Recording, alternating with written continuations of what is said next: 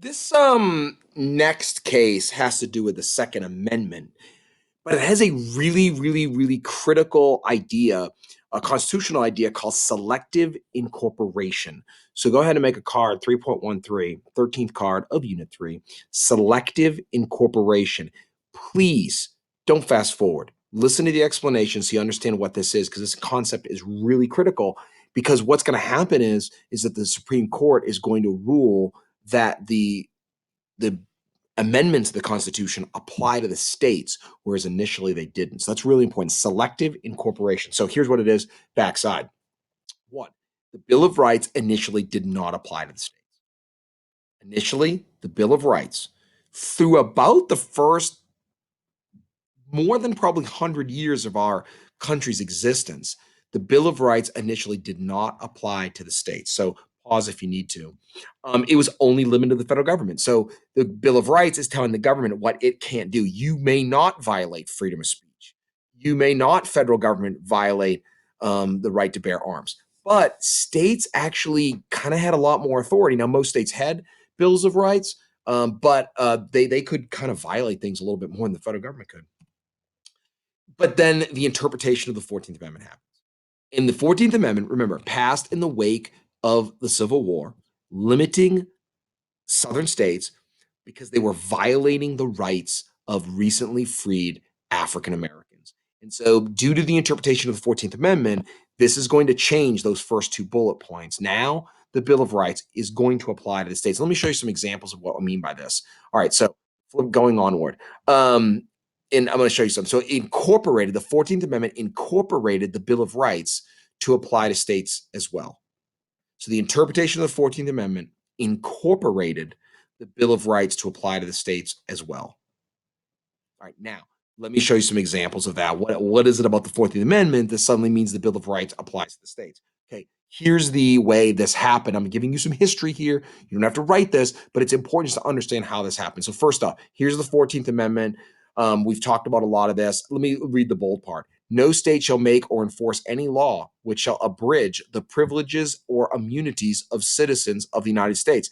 Now, by the way, one of the things that the 14th Amendment does is make African American citizens.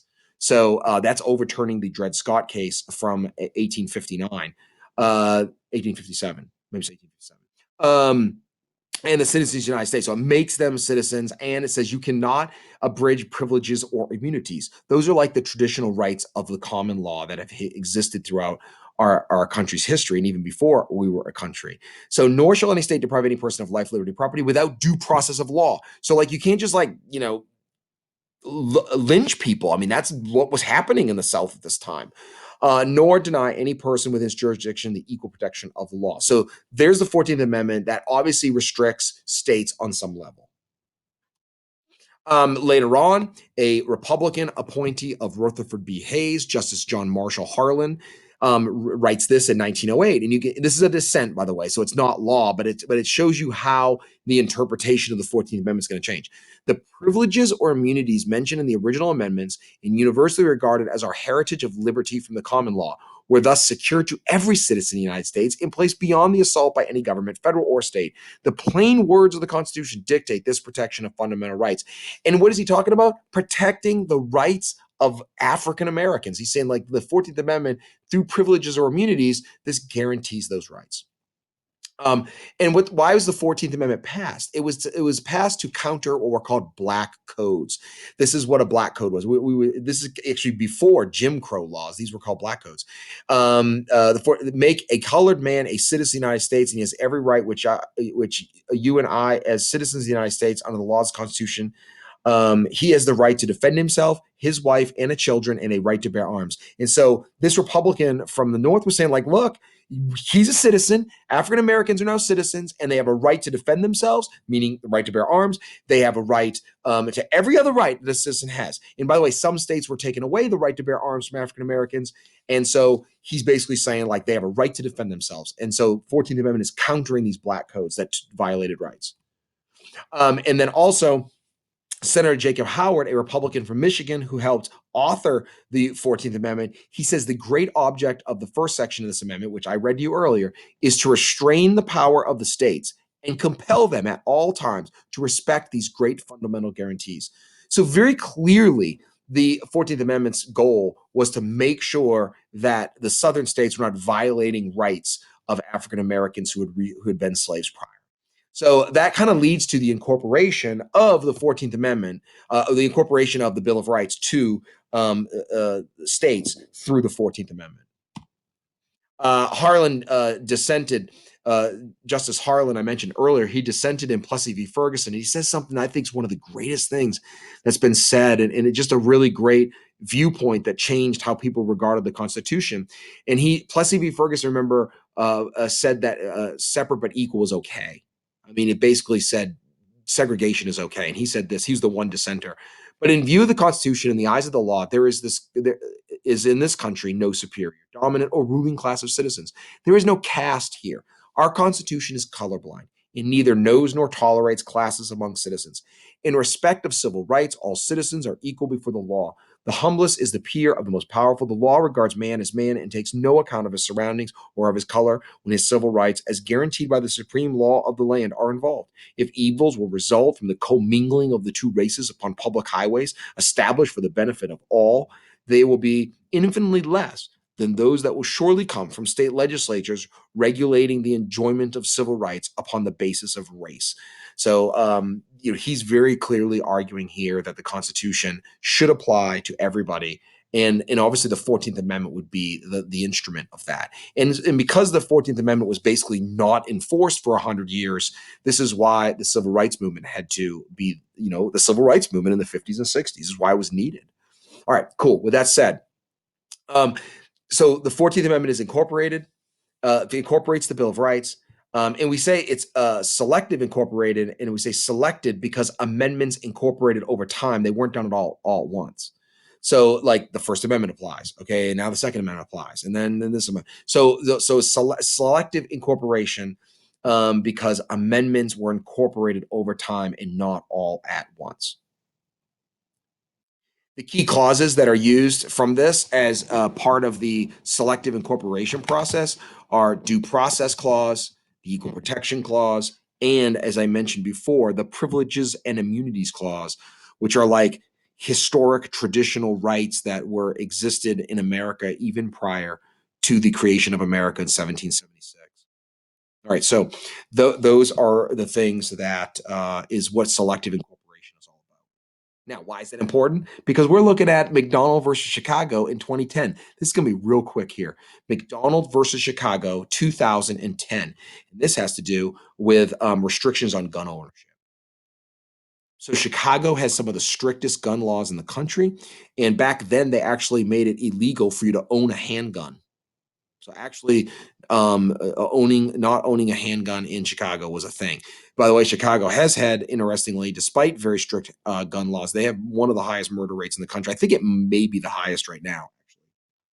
All right. The key clause here is the right to bear arms, Second Amendment. Okay, that's pretty obvious, right? Restricting gun ownership, right to bear arms, Second Amendment. Pause if you need to. All right. So what's the facts of the case? One, the Supreme Court ruled that D.C., which had a similar law as Chicago, had a gun ban, and they said that it was unconstitutional in 2008. So SCOTUS rules that a Washington, D.C. gun ban is unconstitutional in 2008. D.C., by the way, also had one of the highest murder rates in the country in 2008, interestingly. D.C. was run by the federal government, so the Second Amendment applied. That's what the Supreme Court ruled. They said, well, D.C. is not a state. It is a federal entity, and therefore we don't even have to selectively incorporate the Second Amendment and apply it to the states. It already applies to D.C. because D.C. is run by the federal government directly. However, Otis McDonald and some others, but Otis McDonald kind of becomes the face of this case, hence why it's McDonald versus Chicago, sues Chicago for the gun ban. And he argues that the Second Amendment applies to the states too. So this dude in Chicago, he says, hey, look, DC, the gun ban was unconstitutional. The Second Amendment should be selectively incorporated and be applied to the states as well. This was only 10 years ago. This was in 2010, so it's not that long ago. And so that's the key to the case. All right, key question. Does the Second Amendment apply to the states through selective incorporation of the 14th Amendment? Does Second Amendment apply to the states through selective incorporation of the 14th Amendment? That's the question. Pause if you need to. All right, and McDonald, there he is. That's Otis McDonald from Chicago, who fought the gun ban. He wins in a 5-4 decision, which is obviously pretty close. This is why Supreme Court justices, and when they're nominated, it's a really big deal, and why presidential elections are a big deal for Supreme Court, because one vote the other way, and McDonald loses this case. Well, what does it mean that he won the case? One, they said right to bear arms for self-defense applies to the states. That was the ruling of the majority. They said that the right to bear arms for self-defense applies to the states. So the Chicago gun ban is going to be illegal. Selectively incorporated through the 14th Amendment. So Second Amendment is selectively incorporated through the 14th Amendment. And one of the arguments that the justices made is that the right to bear arms is deeply rooted in the history and tradition of the United States. And so, therefore, it's a kind of like basic right, if you will, kind of like the right to free speech or the right to freedom of religion. This was like a deeply rooted right. And therefore, the states could not violate that right and take away the right to bear arms. Restrictions could happen. That was still true. But just like you can't own a gun, that's not going to be constitutional in this case.